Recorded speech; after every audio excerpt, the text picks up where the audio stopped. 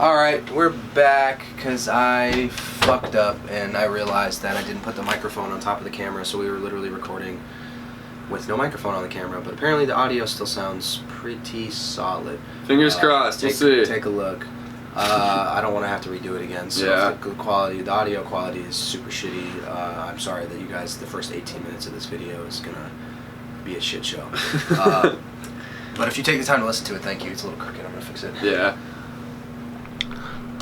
I had somebody swipe up on my story when I was posting it on my OCD. I posted it on my story, or like a snippet of our last episode, and then like, honestly I can't get over the fact of how crooked the cam is. I get that, because that's like one thing you stare at and then it just like looks jagged the whole way. Alright, anyway, so you get my point about Playboi Carti's album, but I'm gonna let Asa get into his. Hold up.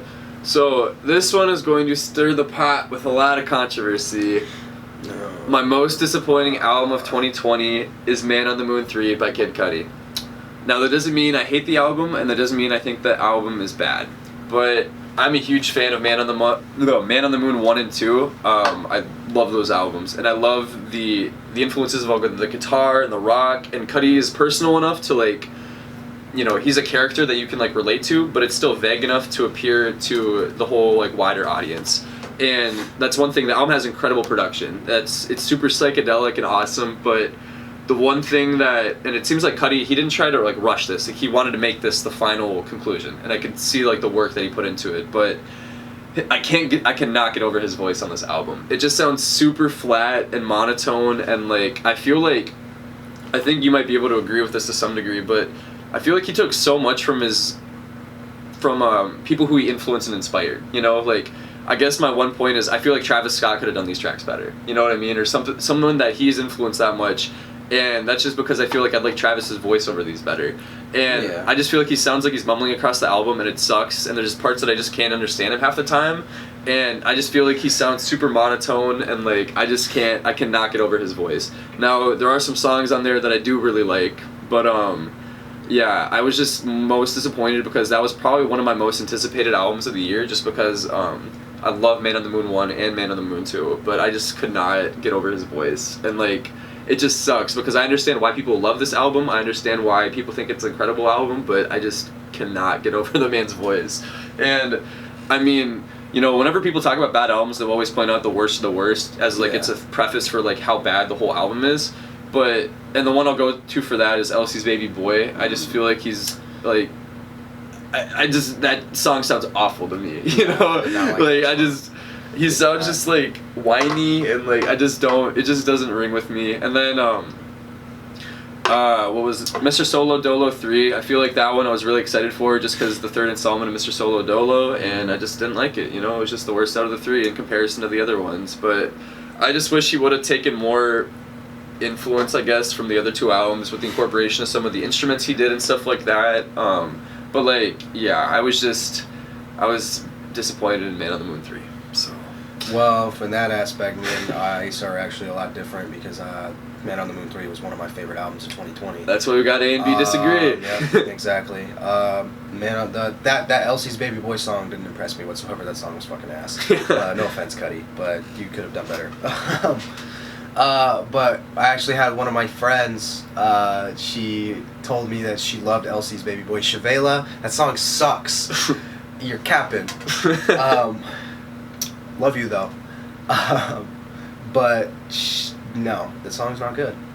And another thing I feel like, you know, we talk about repetitive trap music, and like she knows this, like it feels like it doesn't feel like Cudi to me. It feels like kind of just he's trying to circle a lane that is just kind of normal for a lot of other rappers, and I feel like that's not what I go to him for. I like that he used the Scott Pilgrim thing in the beginning. Yeah. Like the Scott. Yeah, no, that was awesome. Or whatever. The fucking, what is it? He's like, what if I want the static expression? Yeah. I love that movie, bro. I love Scott Pilgrim. And like, I love, because that's what I know, you know, he put in so much effort to this, you know, to this thing. But I mean, that's just the one aspect I can't get over, and that's an aspect that is so important to a lot of artists, you know, and I can't get over his voice. The album cover was tight.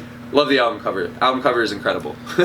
Shout out Sam Spratt for painting that masterpiece. Yep, but I do love Rockstar Nights. That's an amazing song. I've talked about this already, as you already know. Like, I kind of went over all my favorite tracks on the album, and gave my my perspective on it. So you guys already know how I feel about this album. So I'm just gonna say that Aces Cap'n, great album.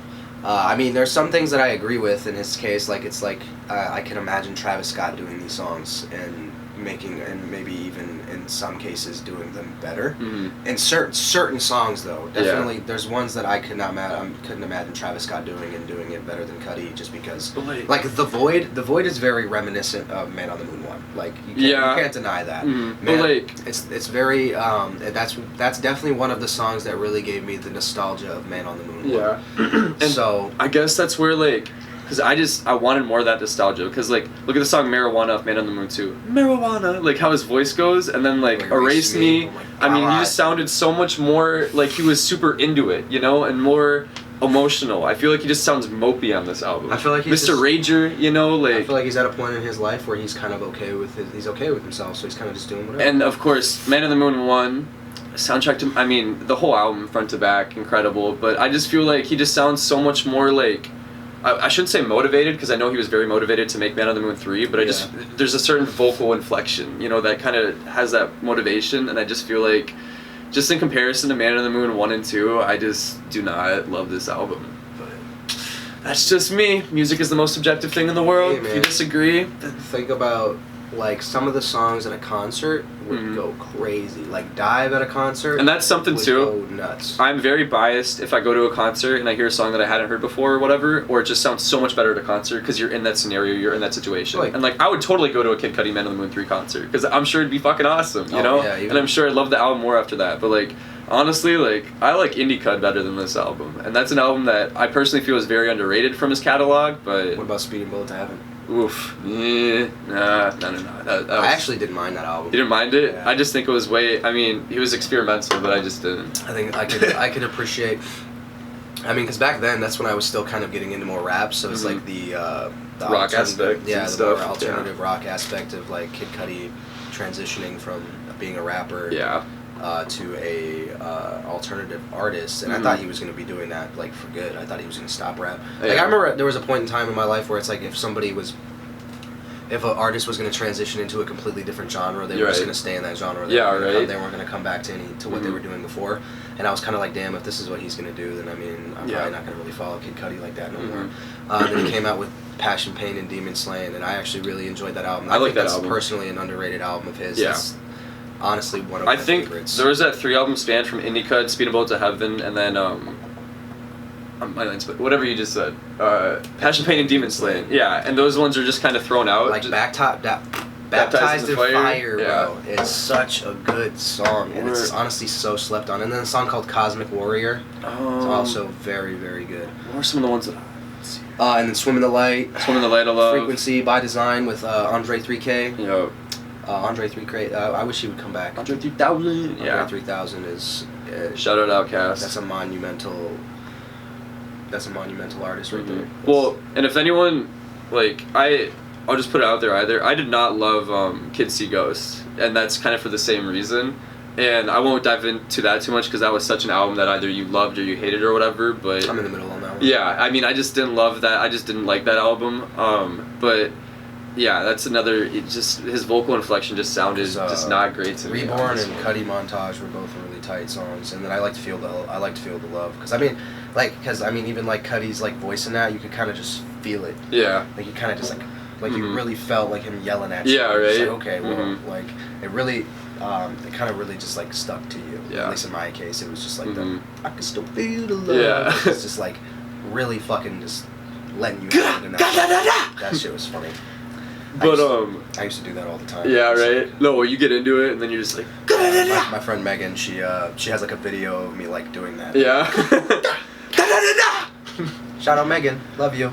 But yeah, that's all I gotta say for Man on the Moon 3. I feel like I explained my point. As much hate as I'm gonna get for that pick, but hey, man, that's why music's so subjective. Oh yeah, I completely agree with that. Let me think here. It's really hard to think about like. What is another disappointing album? Because I know... I mean, we kind of agree with this one. Pegasus, Trippie Redd's Pegasus album was kind of one me and Asa both agree with, because we're both... See, the thing about Trippie Redd, like, is he has never really been, like, to me, personally, a super, super consistent and very like some of his, it's like most of his songs. Excuse me.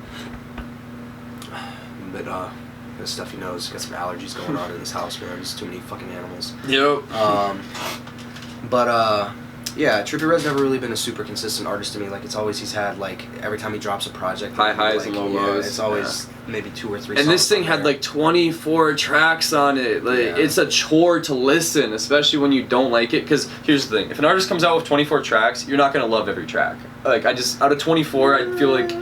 If you really, I mean, like there are some pretty good artists. There's some artists that make some quality, like. But there's always gonna be like just tracks that you throw out. You know, when you all put them together like that. Like The Incredible True Story by Logic. How many tracks does that have? 18 tracks, all fire. Okay, well, some of them are skits, so I guess it doesn't count. Yeah, but like, I mean, the runtime on this, it was just a chore to listen to. Oh, and I completely agree. It was Yeah. just kind of it was kind of at a it just made me feel like Trippie Redd could have done better. Like I feel like he's over, like he's like Future and Lil Uzi in that aspect, because he'll drop shit. Yeah. Like so consistently, and like It's real hit or miss. Real hit or miss. It's just oversaturated. And it's just like spend time and like make more quality music. Like, Exactly. Like, I get that you want to get shit out and like you want to like drop shit for your fans, and like that's completely understandable, because I'm like, obviously I'm a fan of Trippie Redd. Yeah. But there's a money thing too, but it's especially like, with streaming. Yeah, the fucking money grab. When you got 24 songs to play, that's 24 songs to stream, and not 10 or 15 or whatever. Yeah, but it's just kind of getting to a point where it's like, I mean, especially with like I said with Trippie Redd's music, it's like he has never been super consistent, except like the only album where it's like I like almost every song on it was Life's a Trip. Yeah. And like ever since Life's a Trip, it's like there's only been like maybe 3 or 4 songs on an album that I enjoyed. So like I will say, as disappointing as it was, I will say there were a few highlights on that album, like We was good. V12. I don't remember the name of it, but it was a song with Sway Lee. And then the song with TR666. Okay, yeah, that's what it is. So, whatever the fuck that means. Trippie Redd 666. I would assume that's what that means. Big and then Devil Love Cat. Scars 4 was pretty solid. Yeah. But other than that, it was just kind of...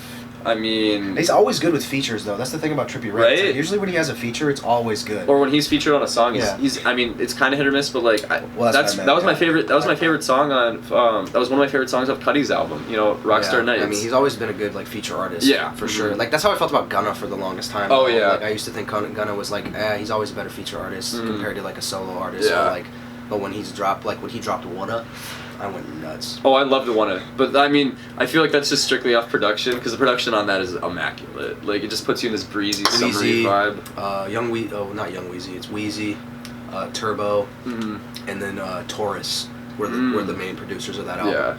Yeah. All fucking great producers, clearly. My favorite Gunna song is Cooler Than a Bitch. That's a good song. Because the flow, the beat, the feature, Roddy Ricch. Roddy Ricch is honestly probably, he's not, I'm not going to say he's underrated. I think he's well respected. But he hasn't hit his prime yet, I feel like. Yeah, he's getting there though. I feel like his next album is going to be one of the best of 2021 for sure. But hey, we'll see. Yeah. And you know what I've realized that I completely didn't even include in my favorite 2020 albums was Juice WRLD's Legends Never Die. Yeah. I don't know why I didn't mention that. I honestly, it slipped my mind. Yeah. And that actually truly was one of my favorite albums of 2020, so I don't know why I didn't put that in my top 10 for those who might have been like, well, why the fuck didn't you say Juice WRLD like that? It was one of my favorite albums. I just wasn't thinking about it. I was kind of just trying to shed some light on some of the more like nuanced underrated ones, albums. Like some of them were super hyped. Like don't get me wrong, but there were a couple that I mentioned that didn't have as much hype around them, like Joji's album, Gashi's 1984, and then fucking whatever else I said in our first video. So I just kind of wanted to shed some more light on them because it's kind of expected for somebody like Juice WRLD to have one of the best albums of 2020, or like for most people to be like that was one of my favorite albums. So I was kind of just like shedding some light, because if I could say, I mean, because that was like, it's in my top, it's in like my top favorites, because there was just way too much good music last year. So just to like shed some light on all of like, it's more just like, hey, it was more like a thing for me to just be like, hey, these were my favorite albums. Yeah.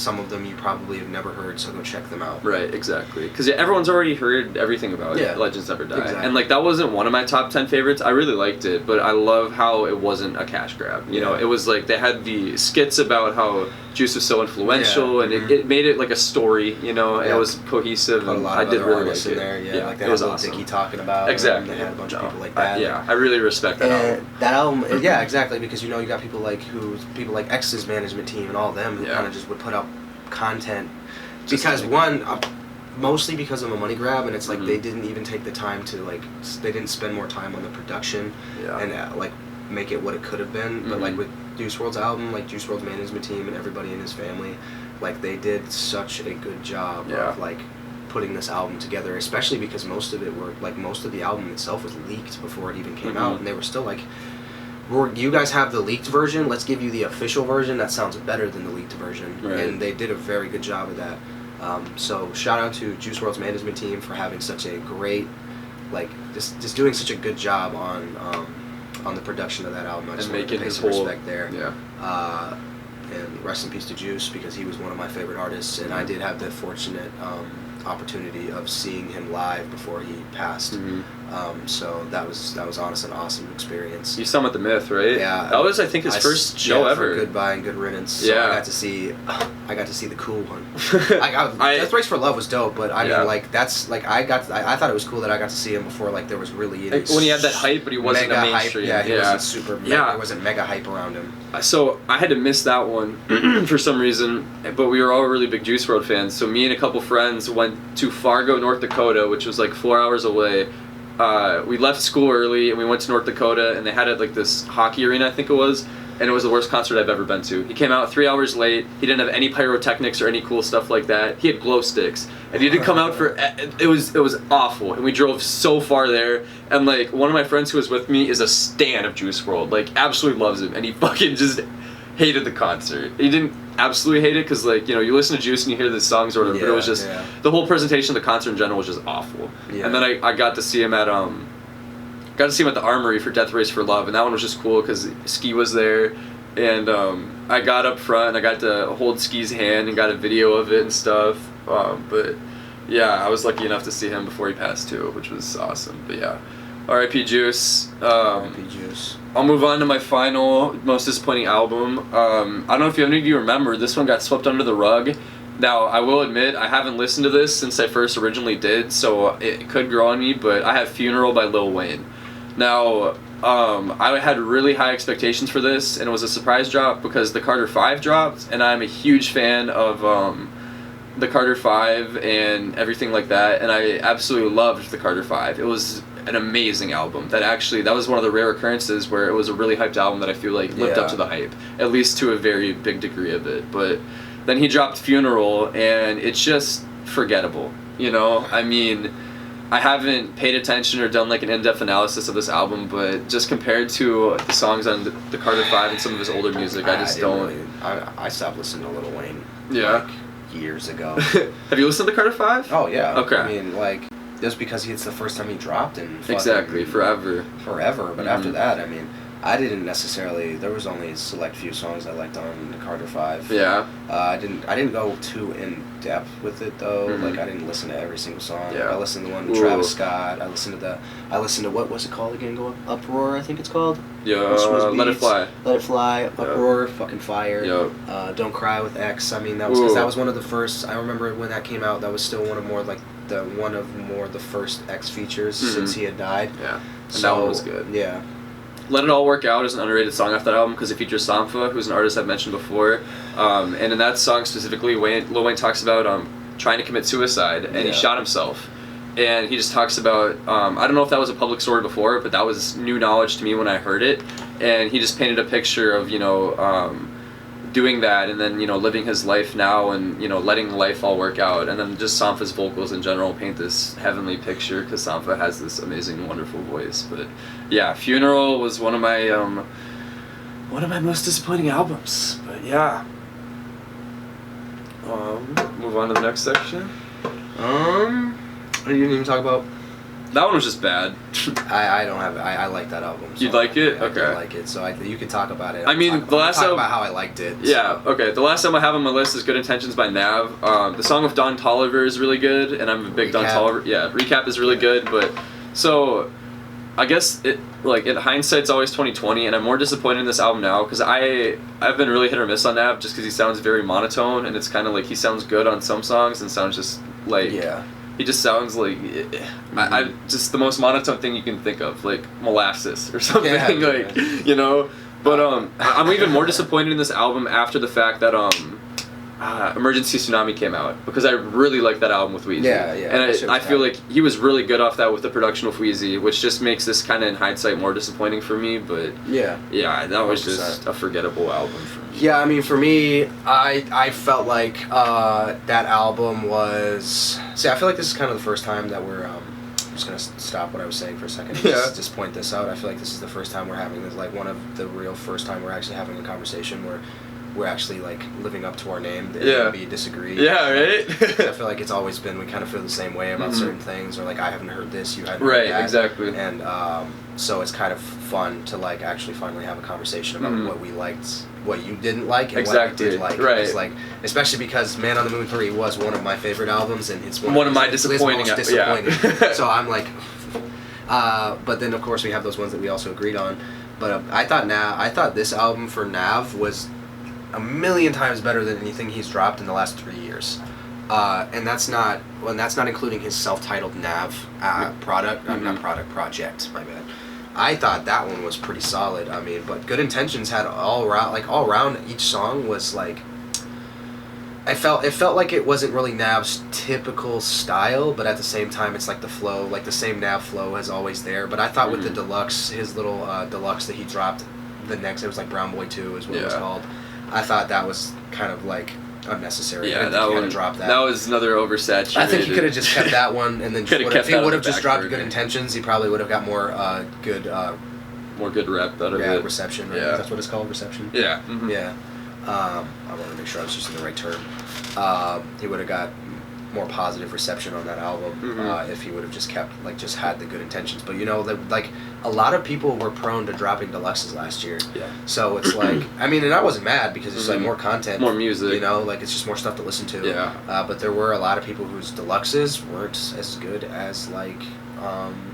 And it's kind of messing up things because it's just like kind of fucks with album sales a little bit. It's because like you went from streaming the original album, but now you have to stream the deluxe. Right. And it's like, so then it just kind of like fluctuates. Like it'll fluctuate the album sales for each like certain album. Like the deluxe album might get more sales. Which in retrospect, it's like, I think if at that point if you're just gonna drop the deluxe, you should just delete. You should just take the original album off of streaming services and just put the deluxe, or like just cut it in half. Or you know, like there's or just drop the deluxe the same fucking time. Yeah, right. You know? Just drop a huge like compilation album or whatever. Something like that.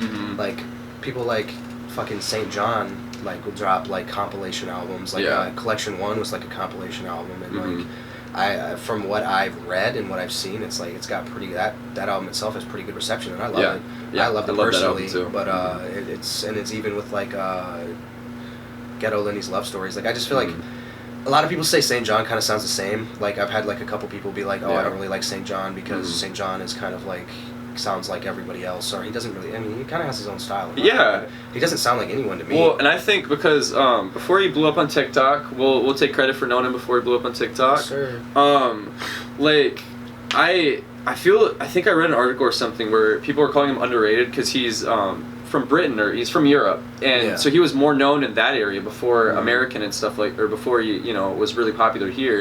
And then he got like the co-sign from Kanye, and then he had great features on that last album and stuff. I mean, and now he's was great. Now he's a huge there name. was like one song where I was kind of like the Pray For Me song with Kanye. The song kind of sucked. No offense, St. John. Your music is great. So, and you're one of my favorite artists. You've become one of my favorite artists since last year. Since I've been kind of anticipating your music, and I know your album this year. If you drop one, hopefully I haven't really heard anything too much about that. But I know that album will be fire, and I'm gonna follow you as an artist for like the rest of your career as well, just because of how much I enjoyed, how much like you have great quality music. So, and it's just like you're a different more diverse artist. Like you Yeah. kind of dive. You like, get something different out of him than you Yeah. would out of, you know. You know, it's a like, lot and of it's other- like, I mean, you either love St. John or you fucking hate him. Because Yeah. there's even a lot of people in the music industry that are kind of like, Yeah. your music's not it. Mhm. And but like look where he is now. He's successful. He was on what was that last YouTube fight? Oh, it was the Nate Robinson and Jake Paul one. He was a guest artist on it. That's tight. Yeah, and like where Snoop Dogg was on there as an announcer and Yeah, stuff. I did know. Yeah. I actually did know that St. John was a guest Mhm. artist on Yeah. it, which I thought was super cool. Oh yeah, I was like St. John. Wow. St. John's finally He's getting the making recognition it. he deserves, and Mhm. I do truly appreciate that for sure. Yeah. All right, we're gonna dive into our next topic. Ace is gonna present that to you. Alrighty. So I turn 20 years old tomorrow. Woo! Happy birthday to my co-host Asa. Yeah. Asa Erickson, Mhm. turning 20 years old. Oh yes. But so as I've especially going to from 19 to 20, you know, you're going on a new decade from your teens into your 20s, and Yeah, over that I'm time I've been impressed. doing a lot of self-reflecting as I'm getting older and just reflecting on my past life, how I've grown and how I've just turned into a different person than I was, you know, Yeah. years ago or even, you know, last year, for example. Mhm. And it's just so awesome to look at how you've fully grown and stuff. But because of that, I've been very nostalgic recently. And nostalgia is not something I struggle with, but it's something I love and hate at the same time. It's something that's very bittersweet, and I Yeah. feel like for everyone, it's very bittersweet. Yeah, I agree. But if you don't know what nostalgia is, or if you want to know the specifics, it comes from the Greek words nostis, which means homecoming, and algus, which means pain or ache. And it was originally a form of melancholy, which is the idea that you can never fully return back to where you came from. Now, that kind of sounds really harsh, and I think people took that as really harsh back in the day, but now it provides this kind of bittersweet feeling, like, look where I was, I missed those experiences, but now I have these Yeah. own experiences and stuff Exactly, like and it's pretty tight. that. Now, to think about. so things I like did that with 5 songs for nostalgia. Now I have one that I'm going to go pretty in depth with, just because I feel like it is the best incorporation of nostalgia in a song. Now, not just particularly to me, but just nostalgia in general. And that is the hit song from the Smashing Pumpkins, 1979. So the lead singer of the Smashing Pumpkins, Billy Corgan, decided to do a very different style than typical Smashing Pumpkins. They're kind of this abrasive and aggressive rock band from, like, you know, the 80s and 90s. Now this song title is from a random year that the lead singer Corgan would have been 12 years old, and it's a coming of age song that I absolutely love because, you know, I've been doing all this reflection as I turn 20 tomorrow. And so the song starts off with a guitar riff and a drum loop, and it has this echoed vocal, and that really gets you, like, hypnotized. And it's just got this really awesome beat that, like, you kind of just start bumping your head to. And then the first vocal comes in after a delay, which is super interesting because it gets you more hooked onto the production, because, you know, usually you have like a bass drop and it starts right away. This one, the production kind of lingers on for a little bit, and then Billy Corgan starts coming in with the lyrics. So Corgan's vocals sound incredible, and they have this kind of lighter drag on the endings of his words after each verse. And the song, it just talks about being a teenager in 1979, and it just shows this really cool picture of, like, all of the mischief of, like, being a teenager then. There's this crooning part of the vocal, which is followed by a bass being put on top of the drums, which sounds absolutely incredible. I recommend, if any of you decide to listen to the song, you need to check it out in a car. You guys got that surround sound, and it just hits different when you listen to it like that. But the song always keeps expanding for more of a more relaxed and chiller vibe, and then it just progressively, like, one layer or one instrument is on top of that, and it just progresses throughout the song. Now, if you guys were going to listen to that, I'd also recommend watching the music video, because it's just a ton of dumb stuff that teenagers do, like drive around in nowhere for hours, flick off your home city or whatever, you know, and it's just like, it's just really reminiscent of some of the stuff that, like, I thought about, you know, some of the dumb stuff I did with my friends in, like, middle school and high school and stuff. And it's just a song that is really special to me because of that, just because it incorporates nostalgia, I feel like, in one of the more perfect senses. Now, the second song I have off of there is a song by one of my favorite artists who's non-rap. He's one of my favorite, I'd say he's one of my favorite artists in general, John Mayer. John Mayer is one of the best guitar players on the planet. You cannot argue that. And the song is called Stop This Train. Now, Stop This Train, the train he's talking about is life, and he talks about, you know, how sometimes he's scared of getting old and he wants to stop this train because it seems like it's going so fast at some points. But it's a very light and somber singer-songwriter song off of Mayer's 2006 album Continuum, which is an amazing, amazing, amazing album. And it just talks about growing up and getting old, and it's a really, really somber song, one that you could get emotional to if you're feeling a nostalgic sort of way, and you kind of just want life to just relax a little bit because you're feeling like life is just kind of hitting you in the face at like 1,000,000 miles an hour. But yeah, that's my second one for my nostalgic songs. My third one is Skizzy Mar's Cheer Up, which may sound surprising just because it's not like the other nostalgic songs, but this one's very nostalgic to me because I... Oh, did I start recording it again? I think so. Oh shit, what's up, y'all? Hey. But back to what I was saying. I'm not editing that out. I'm not editing that out. Nah. But, so Skizzy Mar's Cheer Up, it's a nostalgic song to me because Skizzy Mars was one of my favorite artists growing up and when I was a middle schooler. Cheer Up and Lucy, the Oliver remix, are my two favorite songs by him. But Cheer Up was released off of the 2013 Project Phases, and he talks about wanting to cheer up a girl who was always down. But Skizzy has that thing where I feel like, you know, he's not spitting so fast you can't understand and have to do like a deep in-depth analysis. Yeah. But at the same time, his lyrics come off as like, he talks about smoking weed and doing drugs and having sex, and like as a 14-year-old, it's kind of like that taboo, you know? And on a real life note, it's like, I totally feel that. Yeah. Like, having like, being put in the position to, and this doesn't even just go for girls, it just goes for people in general. Yeah. Like having to be in the position of trying to cheer people up when you're in a good mood when they always seem to be down. Yeah. Like, which like can be hard sometimes, and that can take a toll on yourself as well, because it's like you're trying to be like you're just sitting here trying to give your positive energy to a person who just wants nothing to do with it. Exactly. And it's like. And it's like, I mean, it's completely their choice to like take it as they will. Like you kind of just like, I feel like in some cases you kind of have to realize it's like there's no need to always be down. Like I get like there's people get upset and there's and you're allowed to be upset about things, but it's like it comes to a point in your life where it's like you don't need to be upset about every unfortunate little thing that goes on in your life.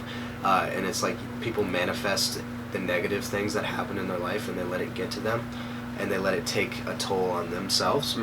And that doesn't even, that just means kind of like, and like I've been that person at one point too, so I completely understand. Like it's just kind of like you'll take every little tiny inconvenience, like something such as like even getting like a stain on your fucking t-shirt or something like that, and then you kind of just be like, oh, fuck, my day's over. Right? Like, well, and just going off that, like I feel like whenever I have really shitty days, I feel like there's like one particular thing that pisses me off, and then every little minor inconvenience that happens after that, I relate back to that original thing that pissed me off. Like it's like the one thing happens, and I'm like, oh, this is gonna be a shitty day, and then every little minor inconvenience after that, like I open my fridge, there's nothing in there. I'm like, God damn it, this is such a shitty day. It's really all about how you manifest it, man. Exactly. It's just like that goes for like anything. Like, and like a lot of people will take like what people say about you, in a very negative light, because they'll just be like, you know, because some people are just fucking haters, you know. Some people just want to take the time out of their day to drag you down. I feel like those people just aren't happy in the way that, you know, instead of trying to find positivity within their own lives, they like to throw that hatred onto other people. You know? And like it's like I'm feeling shitty, so you're gonna feel shitty too, and you're gonna feel shitty too, and everyone else is gonna feel shitty because I am. I just had somebody coming at me today on Snapchat because I don't want to say too much. Yeah, we don't need to. I'm not talking. Not airing out dirty laundry. I'm not talking shit. Like, I mean, don't get me wrong. Like, this person will probably never fucking see this anyway, and I don't have any hatred towards this person either for it, because she just. Oh, she. I'm sorry. I didn't mean to expose the gender. Because I was just gonna say this person and just kind of like Anyway, sorry. They came at me because I put on my story something like just trying to spread some love, like, cause like that's what I like to do. I like to just kind of like make, cause like I've been told that it's very uplifting, you know, and I just want to be able to like try to help people and like uplift them. Right. And then they want to come at me and say something like you want the best for everyone in the universe, but you're partying during a pandemic, and it's like for one, I barely know you. So, like, to come at me for something like that, like, I mean, I get it, but at the same time, it's like, you really could have, like, it's you can feel some type of way about it, and I completely get that, but the way you feel about it is not going to stop me from doing what I'm going to do. And, because I'm not, like, I don't force people to come here. I don't force people to come to my house to party. People want to come here because people want to live life. We've been living in a pandemic for over a year now, or almost a year now, I should say, like damn near, and it's like we're at a point where like we just want to live our lives. We want like not we understand that not everything's gonna go back to normal, but even if like we wanted to like if we were sitting at home quarantining for fucking months at a time, like who knows how fast everything would go back to normal. And I like I said, I could completely understand where you're coming from, but at the same time I'm not gonna put my life on pause because just because one person is upset about it, like because I'm not the only I may be part of the problem, but like at the same time like I haven't gotten COVID once. Well, so, and I feel like the main thing, and this goes with so many disagreements within like our society today, is like just your tone of how you present your point. Yeah, you exactly. know, if you come at someone very condescending and like I'm better than you, you're doing wrong, I'm doing right, you're not gonna get anyone to agree with you. You could have like they could have definitely came at that way more respectfully. Like, and I get like you're upset. Like if you're upset about it, that's totally okay. But like that's why you stay your ass at home. And you don't come to the parties. Like simple as that. That's how you help yourself. Because like I can't control what other I can host the party at my house. I have the control over that, yes. But I do not have control over who decides they want to come to my party because if they want to put themselves at risk, they want to put themselves. People are responsible for their own decisions. Yeah, I'm not responsible for making people come here. I mean, and like going back to the tone thing, we just had a disagreement on albums. Now, if I were to say, Man on the Moon 3 is fucking trash! And you suck, you're a fucking shitty person because you like Man on the Moon 3 and I don't. Exactly. Then I'm just gonna get painted like an asshole, you know? And like I said, I don't have any like true hatred, and it's like, and I mean maybe I shouldn't even have said anything in the first place, and maybe I should have just kept it to myself. But it's like that doesn't even like that kind of just relates to other things in life. It doesn't like, and it's like yeah, you can agree with me, you don't have to agree with me. Yeah. But I'm gonna like it's not gonna change my lifestyle. It's not gonna change the way I live. It's not like I'm fucking sitting here coughing in everybody's face. Right. You know, telling them like here's COVID. Licking your fingers and spread. You know, like everybody in here had the choice to be here, and they chose to be here. That is just as much. It could be just as much my fault as it is theirs because I am the one who hosted it. But it really is what it is. I made the mistake of having maybe too big of a party, and part of me regrets it, part of me doesn't, because I had a great time, right? And I feel fine. I understand, like, and it's just to make me feel shitty about wanting to live my life, right. And like. Especially when my post had nothing to do with that. Exactly. You're just trying to spread love, and then someone trying to be like, nah, fuck you. Yeah, I'm trying to be a good person. No, you're not a good person because you had a party during a pandemic. Right? You're a piece of shit. Exactly. It's just, if you want people to agree with you, or if you want to hear another person's perspective, then you need to not come at a person like you're superior to them or in a condescending manner. You just gotta say, hey, this is what I think. You don't have to agree with me. I'm just gonna give you my opinion to you. You know? And it's like what people don't understand because they really thought they did something.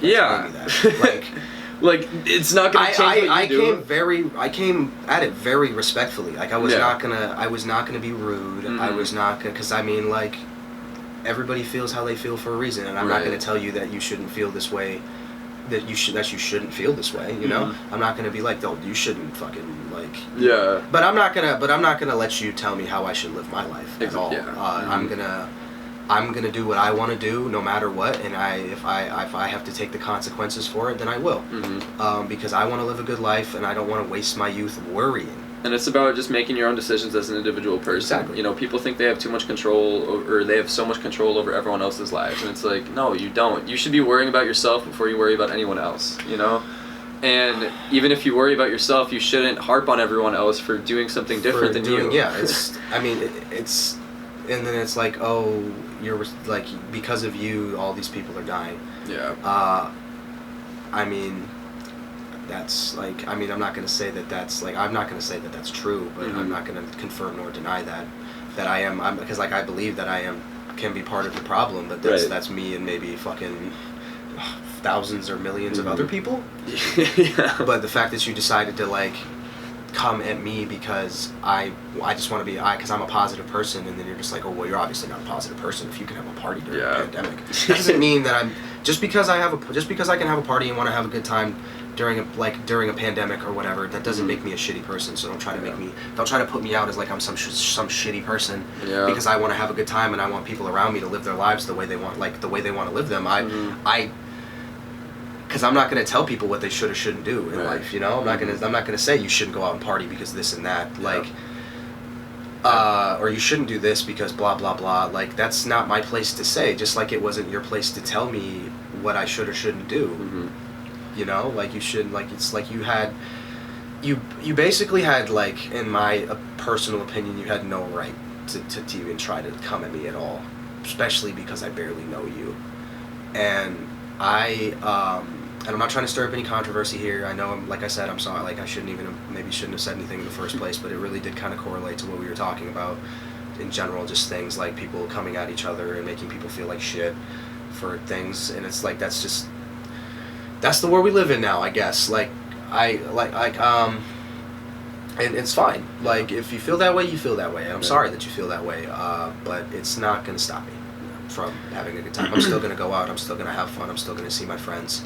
I definitely won't be having a party like that again. But I'm definitely not going to stop going outside. I'm not going to fucking worry myself about everything because I'm young, I'm healthy, and I don't see my family very much, you know, so I'm not putting my family at risk. I may be putting friends at risk, but it is their choice to see me, to be fair. It is their choice to come see me and hang out with me knowing what I'm doing. Everyone's responsible for their own decisions. Exactly. And I don't, like, I see my mom, and I do see my mom sometimes, and, like, I wear a mask around her, and I do all that. Like, I take precautions when I'm around the right people. The people that don't go out and party and shit.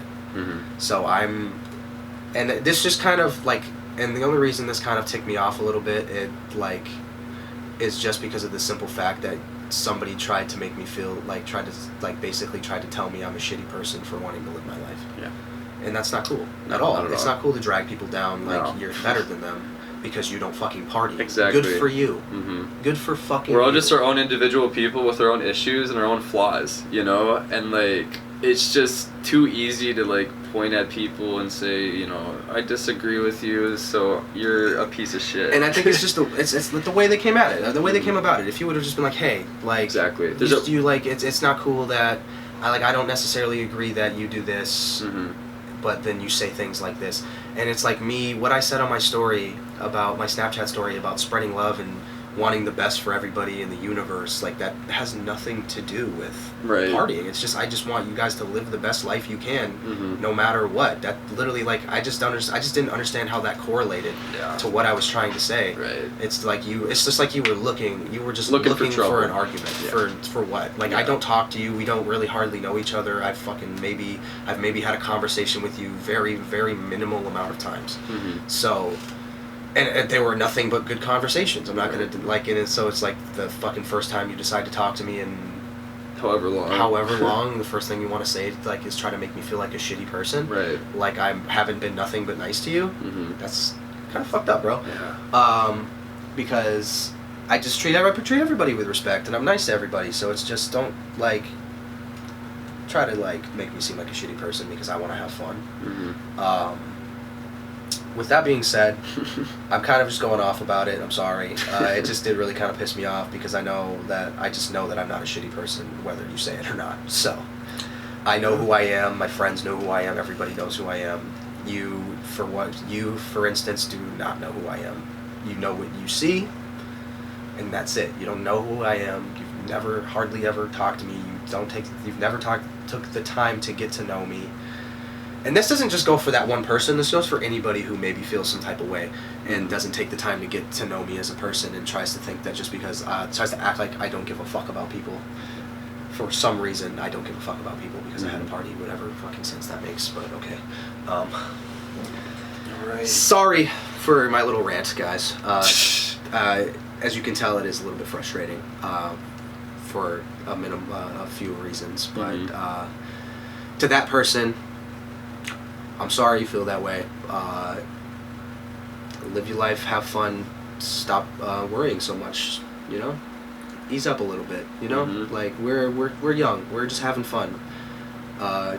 Don't drag people down because you don't want to do the things that we're doing. that's not cool, and it's very immature. Yeah. To be honest.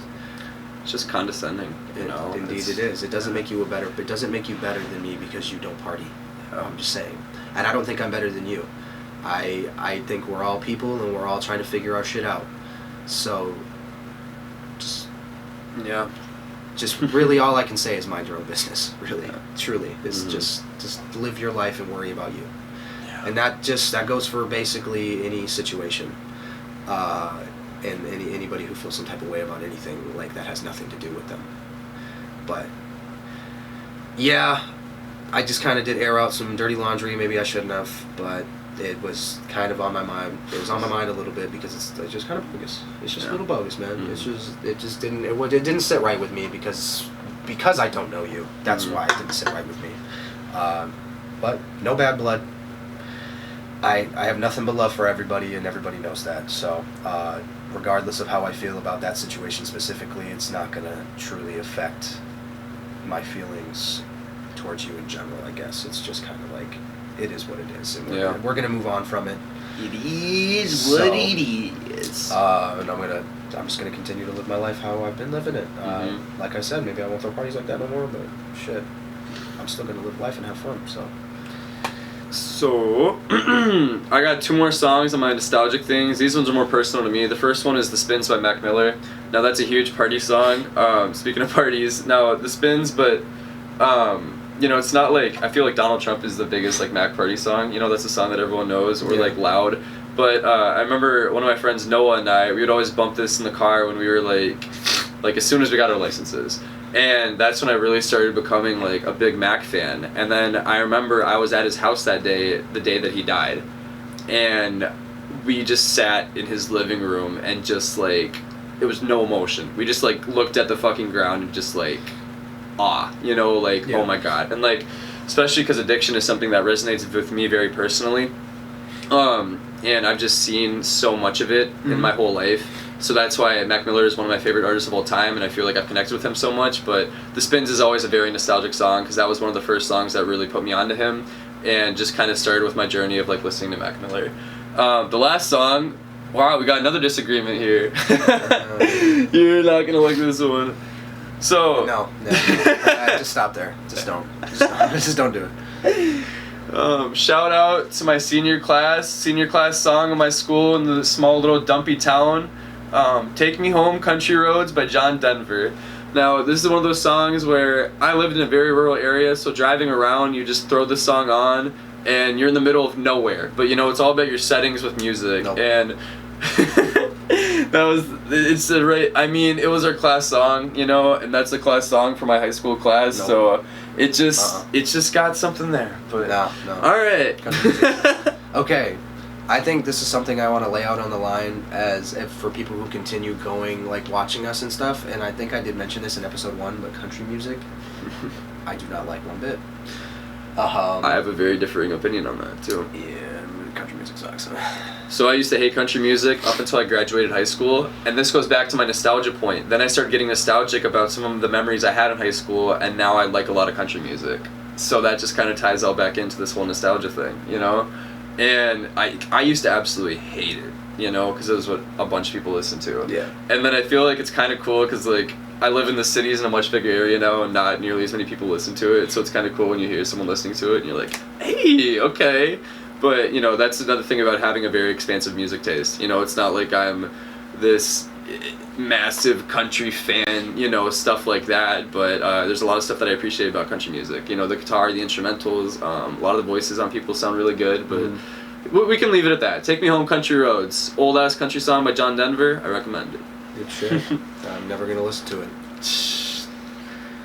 So what we kind of want to talk about now is something that I feel like a lot of people have been just found out recently, that Daft Punk, the French electronic, I guess you would say electronic band, EDM, whatever you want to call it, the duo, they broke up earlier this week. After about, like, what, 30 years? 20-something 29, years? I think it was. 29 years, I believe. They were there for a while.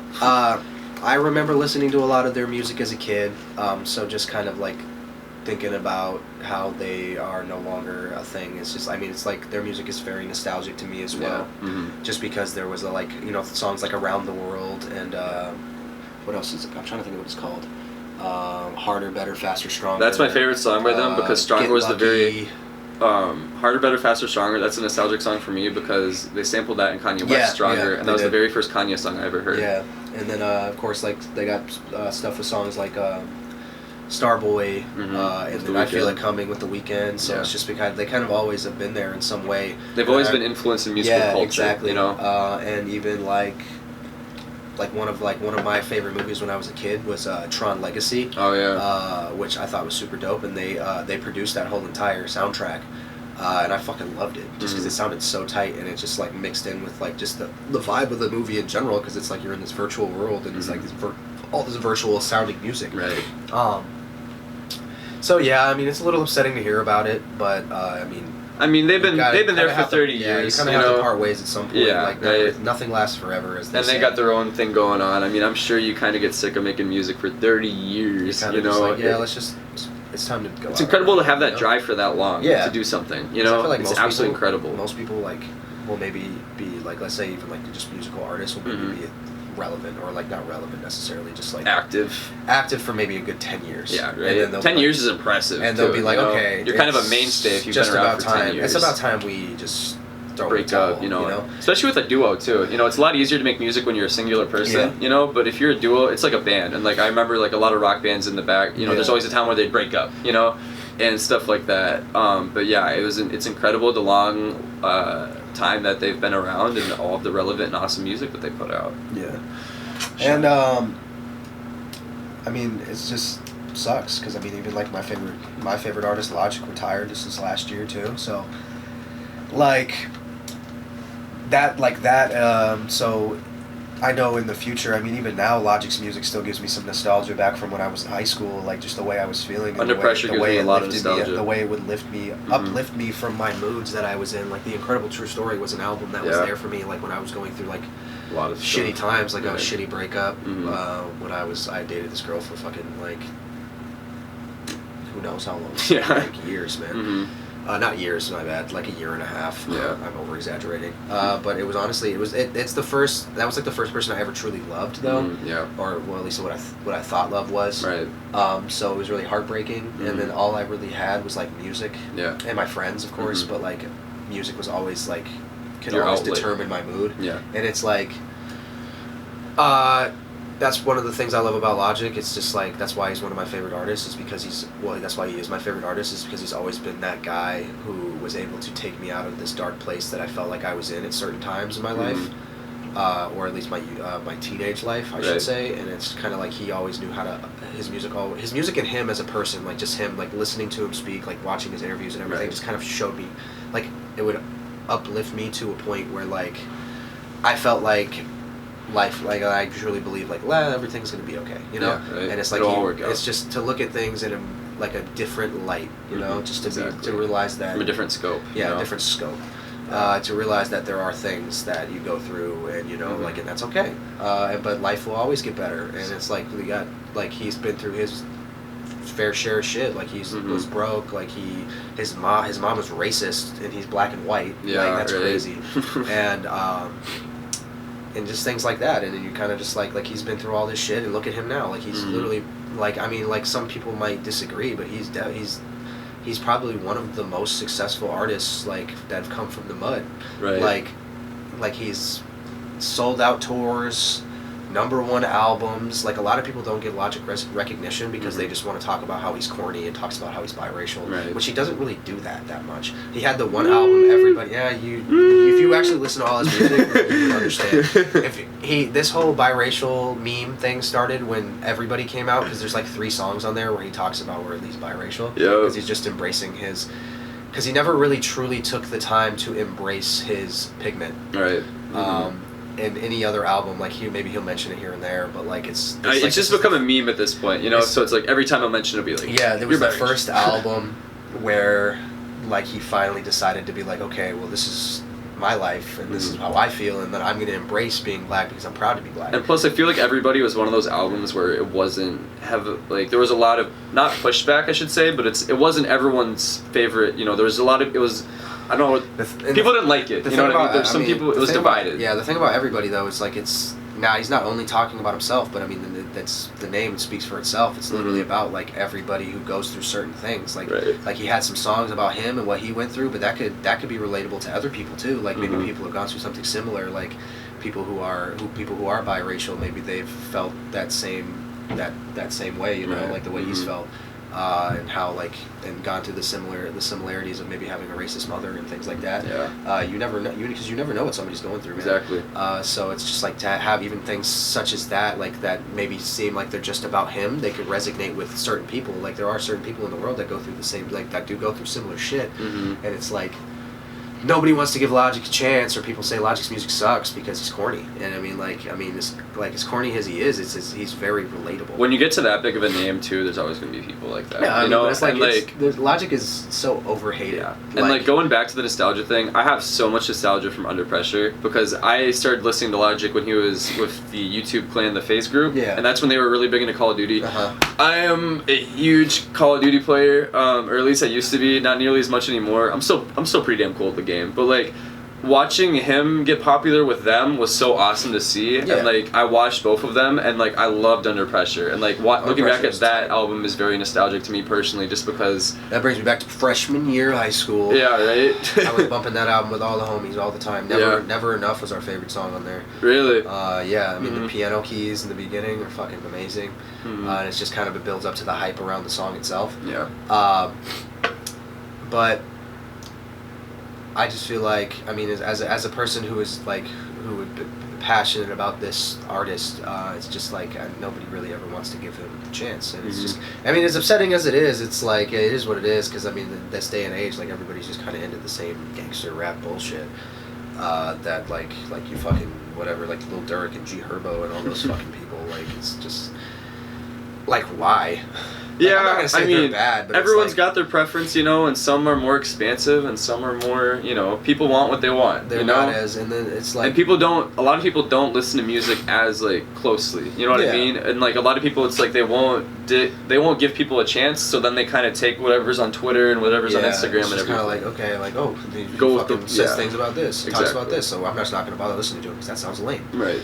But then it's like you actually take the time to listen to him, and then you're just kind of like I've had people who are just like, Logic seems like whatever. I played them the whole Incredible True Story album, and it's like they're like, holy shit, like this, he's actually more than what he's made out to be. So it's kind of just like people even like critics, man, like people like Charlemagne and fucking like people like Joe Budden, like they're over here fucking just saying, like, just trash talking him, like it's making him sound like making him like trash talking the shit out of him, and it's like that actually like drove him to like put out better stuff. No, well, not even that. Harder. Like even just kind of like the idea of they drove him to like want to like kill himself. And really? Shit, right? Like they drove him to a dark place because he was he got all this negative like feedback.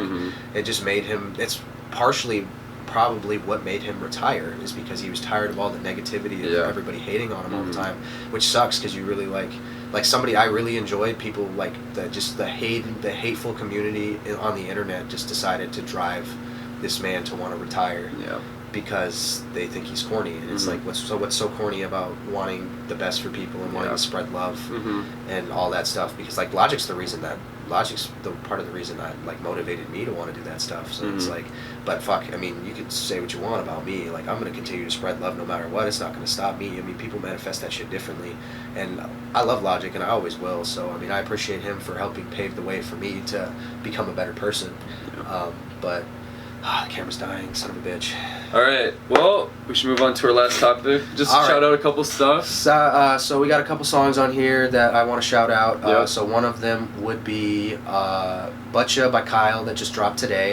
It's one of his new singles. I'm still listening to 321 by 24K Golden, that I was talking about last week. The song, me and Asa both kind of... This is Aries Apparel. Aries is an incredible artist who just released a new song last night, not even 24 hours ago, called Ditto. It's absolutely incredible, has an amazing music video. Go check it out. Fuck yeah. And then, not gonna lie, Bust It featuring Travis Scott by Erica Banks. Fucking slapper. Fucking slapper. Oh, and then Cigarettes on Patios remix with 24K Golden. Yep. What I've been listening to this week. I got one more. One of my friends put me on a song called Sunflower Seeds by Young Nudie and Pierre Bourne. Pierre Bourne is an amazing producer, and Young Nudie has a voice that you're either gonna love or hate. But the production on this is very wavy. It's just very breezy and very chill. It's awesome. I love it. But Other than that, we're just gonna reiterate the vinyl giveaway for you guys. 100 subs. Once we get to 100 subs, we're gonna choose some people in the comments that we're gonna give vinyls away to, and that vinyl will be the one that you commented. So comment your favorite album and why in our comments, why you like it, why you enjoy it. 3 winners. And we're gonna choose 3 winners to give the vinyl of whatever album you commented. We want to be able to give them away as fast as possible. Of course, we know that it will take time to build our following, so we're just going to keep mentioning it until we get 100 subscribers and as many comments as we can. But other than that, thank you guys for tuning in, listening to my little rant. I might actually even edit that out, or some of it, because it was kind of just too much. We'll figure it out. In my opinion. I feel like I could have definitely done more, done less, said less, because I feel like it was just, it got to me a little too much. Like, I feel like I let that get to me. I'm usually one that doesn't let things get to him, but it's like when people try to push you down, like you're like to make you feel like a shitty person. It's just not cool. So it's just like that's like the negativity, the negative energy that you feel when you're such a positive person. Like it's just it's just not cool. So. Thank y'all for watching. Thank y'all for watching. We'll see you next time. A wonderful day and weekend and the rest of your week.